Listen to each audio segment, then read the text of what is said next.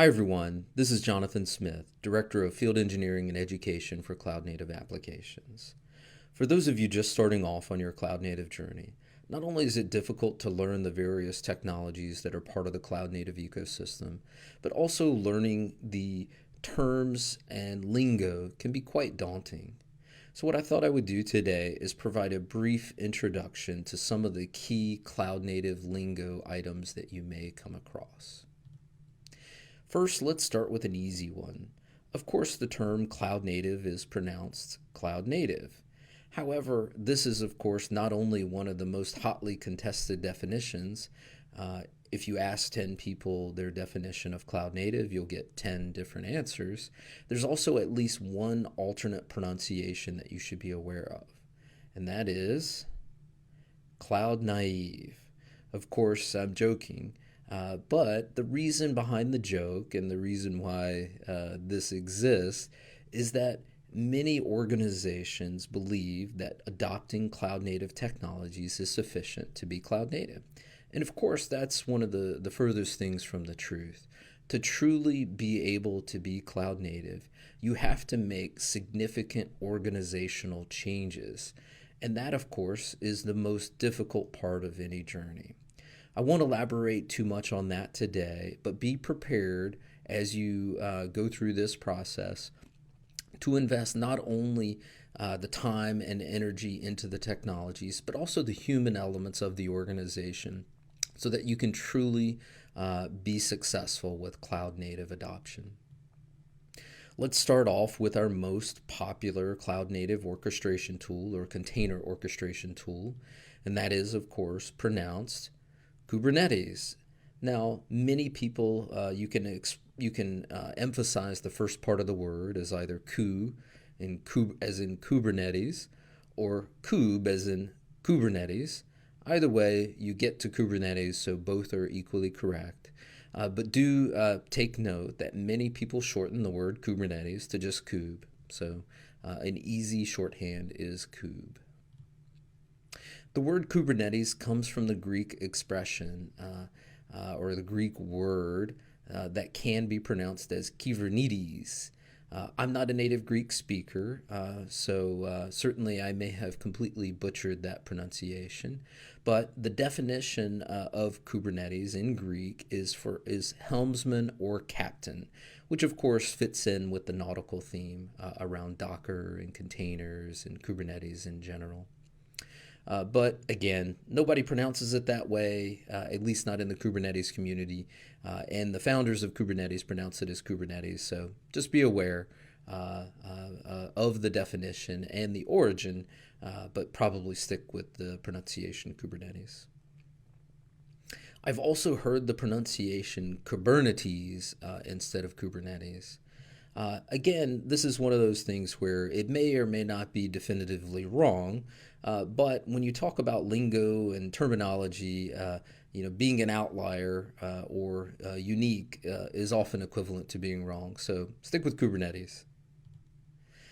Now, one other pronunciation that I have heard is Kubernetes. This one I'll just go ahead and say is definitively wrong. You'll probably be pegged as an older generation or someone that's not with the times at least. So just be aware that Kubernetes is not a very not an expression that you want to use. So again, Kubernetes is going to be your answer there. Now, there's one expression or one pronunciation that that I've heard that, of course, is a little bit different by our own Duffy Cooley, and that's Kubernetes. Now, I can honestly say I don't think I've heard anybody other than Duffy really pronounce it commonly this way. But Duffy is, of course, a staff Kubernetes architect. He's one of the most plugged-in members of the Kubernetes community. If you follow him on Twitter or you look him up on the Kubernetes Slack channel, he's pretty plugged in, and he's an expert on many parts of the cloud native and Kubernetes ecosystem. So he can pretty much pronounce it any way he wants. And there's a funny expression that we often have on the team, and that's Duffy is usually right. So again, if you want to be a Duffy acolyte, feel free to pronounce it Kubernetes. Let's get into a couple of shorthand expressions. So not only is it important to know how to pronounce it, but understand some of the various different ways in which you can express the same thing in a shorthand form.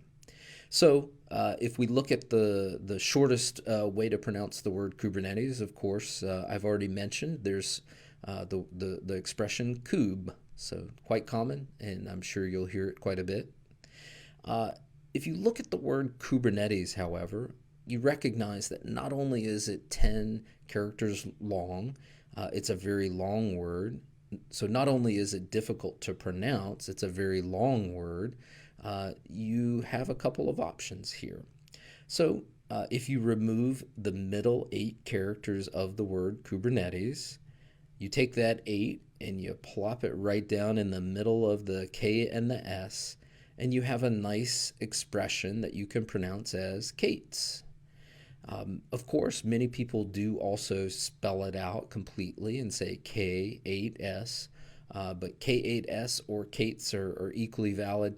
I tend to stick with Kates just because it's faster. Now let's look at some of the components that make up Kubernetes, and let's learn how to pronounce those as well.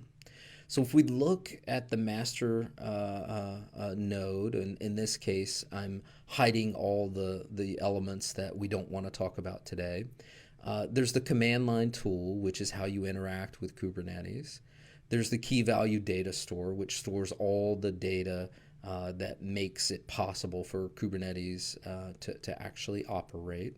And then on the worker node, we have a management layer that's responsible for communicating back with the Kubernetes master and also making sure that each of the workloads get placed and managed properly.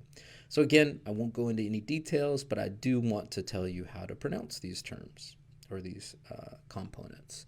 So the first one we'll talk about is the key value data store for Kubernetes, and it's pronounced etcd. So etcd is pronounced etcd. Pretty easy. Now, this is an interesting one. You have actually 2 options. So the kubelet you can pronounce as kubelet or kubelet. You have 2 options, so pick the first part of the word, how you want to pronounce it, and you have, again, kubelet and kubelet. Either are equally correct. And when we talk about the command line tool, which is how you interact with Kubernetes most commonly, of course, you not only have the option of kube and cube, but also the last part of the word you can pronounce as cuddle, CTL, or control, which gives you kubectl, kubectl, kubecontrol, or kubectl, kubectl, or kubecontrol. All of those are equally valid, so you really just need to pick whether you want to say kube, and then you can pronounce any of the last part of the word any of these ways, or cube, and you can pronounce again however you pick. You can mix and match until you find the right expression that really works for you. However, just be aware, although you can say kubelet as kubelet, and you can pronounce kubectl as kubecontrol, doesn't mean that it's acceptable to say cube for Kubernetes.